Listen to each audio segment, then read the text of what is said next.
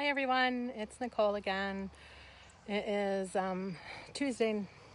Wednesday night, and I'm back to kind of talk a little bit more about the situation going on right now. I want to thank those of you who either shared yesterday's post or commented on it. It really did give me a lot of encouragement, and I'm back to hopefully give you some encouragement. So I want to talk about one specific comment that really made my day, and it was,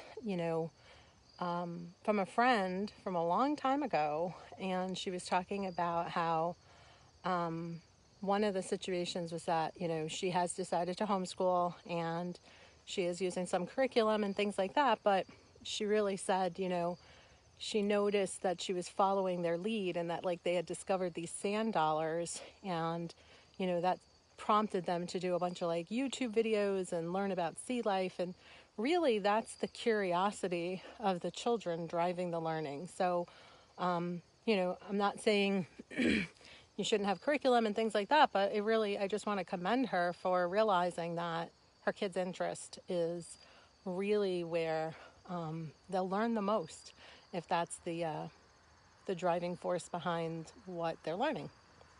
So the other thing she said was, that the situation is less than ideal for me and so many others, she said, but we are doing our best. And absolutely, everyone is doing their best, and you are capable of doing this. And really, the next thing was the best, where she said, the silver lining is watching how these two learn both so differently and enjoying the time seeing them grow.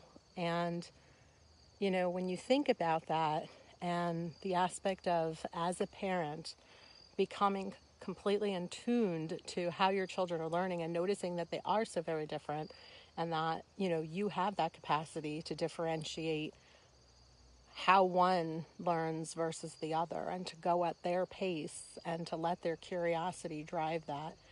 And so really, I just want to encourage her. I want to encourage other parents like that, and realize that, those moments, if lots of people tell me that, when after talking to me, they're like, oh my gosh, we were out hiking and I realized, they're asking these questions and they're learning at that time. And the other thing I'd like to say is, yeah, it's great to go pull up YouTube and or the internet and look for answers.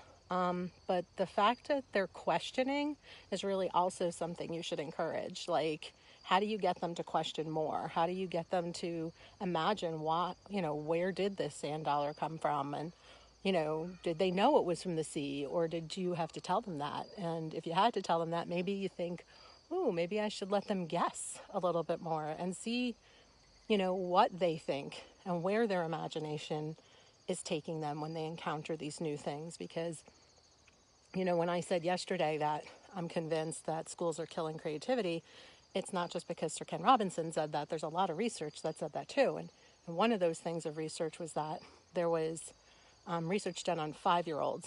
And basically 98% of 5-year-olds are considered to be creative geniuses.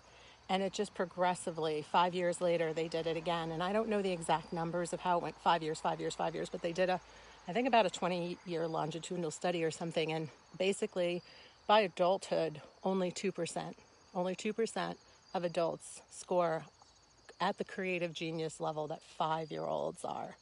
Now, that means if you have a 5-year-old, you got a lot to learn from them when it comes to their imagination. And, the possibilities are endless in their brains. And you still have a 5-year-old inside of you. And I want you to, especially if you're going to be teaching your children or facilitating their learning at home, I want you to kind of reawaken your 5-year-old and encounter all of the things that they're encountering as if you're doing it for the first time. Because we get kind of jaded about all the beauty and the amazing things that are around us. And one of the greatest gifts you can give to your children and to yourself is just being mindful and noticing the difference in yourself, in them, in how they're learning, in what you're doing, in how you're relating, in how the things are changing in your home, in yourself, in your mental health, in their mental health. All of those things are worth noticing, and they're worth capturing, and they're worth celebrating. And so that's what I want to tell you tonight. Okay? Notice it all, celebrate it all.